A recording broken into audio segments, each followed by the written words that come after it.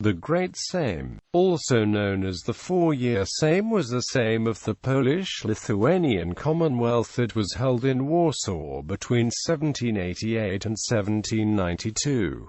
Its principal aim became to restore sovereignty to, and reform, the Commonwealth politically and economically. The Sejm's great achievement was the adoption of the Constitution of May 3, 1791, often described as Europe's first modern written national constitution, and the world's second, after the United States Constitution. The Polish Constitution was designed to redress long-standing political defects of the federative Polish-Lithuanian Commonwealth and its system of Golden Liberties. The Constitution introduced political equality between townspeople and nobility, and placed the peasants under the protection of the government, thus mitigating the worst abuses of serfdom. The Constitution abolished pernicious parliamentary institutions such as the liberum veto, which at one time had placed the Sejm at the mercy of any deputy who might choose, or be bribed by an interest of foreign power, to undo all the legislation that had been passed by that Sejm. The May 3 Constitution sought to supplant the existing anarchy fostered by some of the country's reactionary magnates, with a more egalitarian and democratic constitutional monarchy. The reforms instituted by the Great Sejm and the Constitution of May 3, 1791, were undone by the Targowica Confederation and the intervention of the Russian Empire at the invitation of the Targowica Confederates. Origins. The reforms of the Great Sejm responded to the increasingly perilous situation of the Polish-Lithuanian Commonwealth, only a century earlier a major European power and indeed the largest state on the continent. By the 18th century, the Commonwealth's state machinery became increasingly dysfunctional. The government was near collapse, giving rise to the term Polish anarchy, and the country was managed by provincial assemblies and magnates. Many historians hold that a major cause of the Commonwealth's downfall was the peculiar parliamentary institution of the liberum veto, which since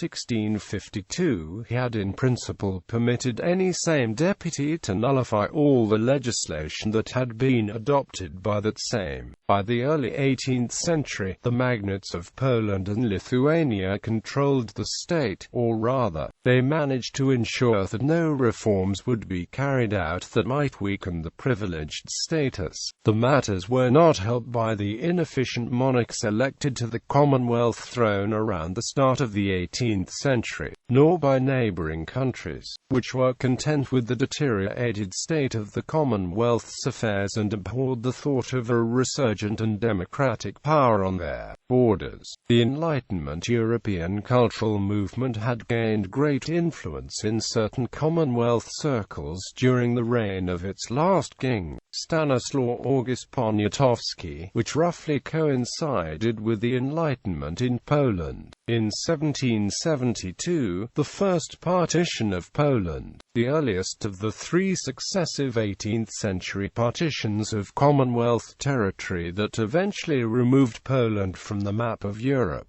shocked the inhabitants of the Commonwealth, and made it clear to progressive minds that the Commonwealth must either reform or perish. In the last 3 decades preceding the Great Sejm, there was a rising interest among progressive thinkers in constitutional reform. Even before the first partition, a Polish noble, Michał Wielhorski, an envoy of the Bar Confederation, had been sent to ask the French philosophers Gabriel Bonnot de Mably and Jean-Jacques Rousseau to offer suggestions on a new constitution for a new Poland. Mably had submitted his recommendations in 1770 to 1771. Rousseau had finished his considerations on the government of Poland in 1772, when the first partition was already underway. Notable works advocating the need to reform and presenting specific solutions were published in the Commonwealth itself by Polish-Lithuanian thinkers such as Stanislaw Malinovsky, founder of the Collegium Nobilium.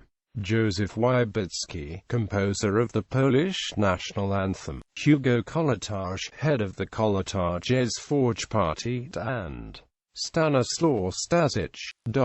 Also seen as crucial to giving the upcoming reforms the moral and political support were Ignacy Krasicki's satires of the Great Sejm era proceedings.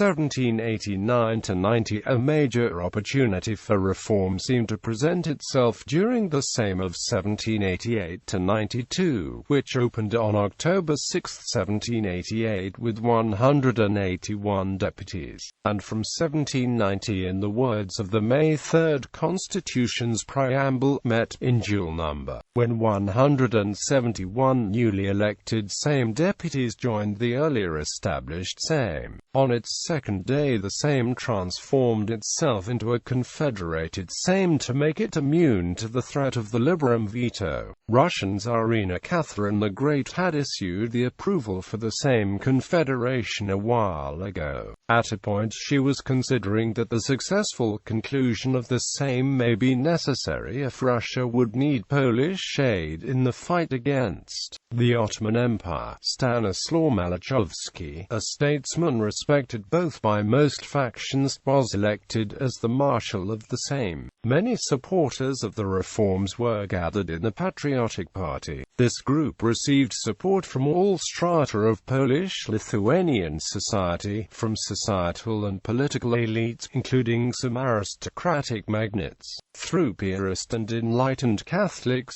to the radical left, the party's conservative or right wing, led by progressive magnates such as Ignacy Potocki, his brother Stanislaw Kostka-Potocki and Prince Adam Kazimierz Wojniakowski, sought alliance with Prussia and advocated opposing King Poniatowski. The Patriotic Party's centrists, including Stanislaw Malinovsky, wished accommodation with the king. The liberal left wing, led by Hugo Kołłątaj, looked for support to the people of Warsaw. While King Poniatowski also supported some reforms, he was initially not allied with this faction, represented by Potocki, who preferred a republican form of a government.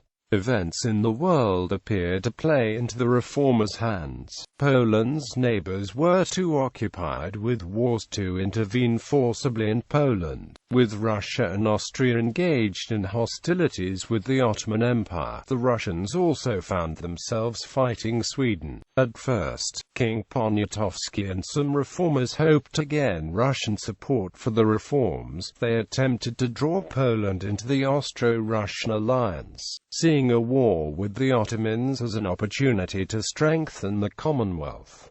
Due to internal Russian politics, this plan was not implemented. Spurned by Russia, Poland turned to another potential ally, the Triple Alliance, represented on the Polish diplomatic scene primarily by the Kingdom of Prussia. This line of reasoning gained support from Polish politicians such as Ignacy Potocki and Adam Kazimierz Wojniakowski, with the new Polish-Prussian alliance seeming to provide security against Russian intervention. King Poniatowski drew closer to leaders of the reform-minded Patriotic Party. This alliance was also helped as the 1790 elections were more supportive of the royal faction than Potocki's, and the conservative faction gained enough new seats to threaten the reformers if they were to stay divided. With the mediation of Scipione Piatli, Potocki and Poniatowski began to reach a consensus on a more constitutional monarchy approach, and started to draft a constitutional document. Overall, the first 2 years of the Sejm passed with few major reforms, and it was the second half of the same duration that brought major changes.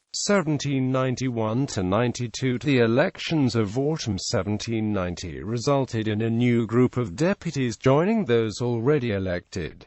A second Marshal of the Sejm was elected. As Malinovsky was seen as associated with the reformers, Sapieha was initially seen as a conservative, although he would later switch sides and join the reformers. The doubled number of deputies exceeded the capacity of the parliament chambers, and not all of the deputies could secure a seat. Public interest also grew, and the entire building and the observation galleries were often overcrowded. While the Sejm comprised representatives only of the nobility and clergy, the reformers were supported by the burghers, who in the fall of 1789 organized a black procession, demonstrating the desire to be part of the political process, taking a cue from similar events in France, and with the fear that if burghers' demands were not met, the peaceful protests could turn violent. The Sejm on April 18, 1791 adopted a law addressing the status of the cities and the rights of the burghers. Together with the legislation on the voting rights, it became incorporated into the final constitution. The new constitution had been drafted by the king, with contributions from others, including Ignacy Potocki and Hugo Kołłątaj. The king is credited with authoring the general provisions, and Kołłątaj with giving the work its final shape. Poniatowski aimed for a constitutional monarchy similar to the one in England, with strong central government based upon a strong monarch. Potocki wanted to make the parliament the most powerful of the state's institutions, and Kołłątaj for a gentle social revolution, enfranchising other classes in addition to the till then dominant nobility, but doing so without a violent overthrow of the old order. Reforms were opposed by conservative elements, including the Hetman's party. The reforms advocates, threatened with violence from their opponents, managed to move debate on the new constitution forward by 2 days from the original May 5, while many opposed deputies were still away on Easter recess. The ensuing debate and adoption of the constitution of the 3rd of May took place in a quasi-coup d'etat. Recall notices were not sent to known opponents of reform, while many pro-reform deputies arrived early and in secret, and the royal guard were positioned about the royal castle, where the Sejm was gathered, to prevent Russian supporters from disrupting the proceedings. On May 3, the Sejm met with only 182 members present, about a half of its dual number. The bill was read out and adopted overwhelmingly, to the enthusiasm of the crowds gathered outside. The work of the Great Sejm did not end with the passing of the Constitution. The Sejm continued to debate and pass legislation building on and clarifying that document. Among the most notable acts passed after the 3rd of May was the Deklaracja Stanu Zgromadzonych of May 5, 1791, confirming the government act adopted 2 days earlier, and as Erekcony Wojemna Obojga Narodowa of October 22, 1791, affirming the unity and indivisibility of Poland and the Grand Duchy within a single state, and their equal representation in state governing bodies. The mutual declaration strengthened the Polish-Lithuanian Union, while keeping many federal aspects of the state intact. The Sejm was disbanded on May 29, 1792. On that day, soon after learning that the Russian army had invaded Poland, the Sejm gave the commander-in-chief position to the king, and voted to end the session. Aftermath. Soon afterwards, the Friends of the Constitution, regarded as the first Polish political party, and including many participants of the Great Sejm, was formed to defend the reforms already enacted and to promote further ones. The response to the new constitution was less enthusiastic in the provinces, where the Hetman's party exerted stronger influence. The Great Sejm's reforms were brought down by the Targowica Confederation and the intervention of the Russian Empire. On the 23rd of November 1793, the Grodno Sejm annulled all the enactments of the Great Sejm, including the Constitution of May 3, 1791.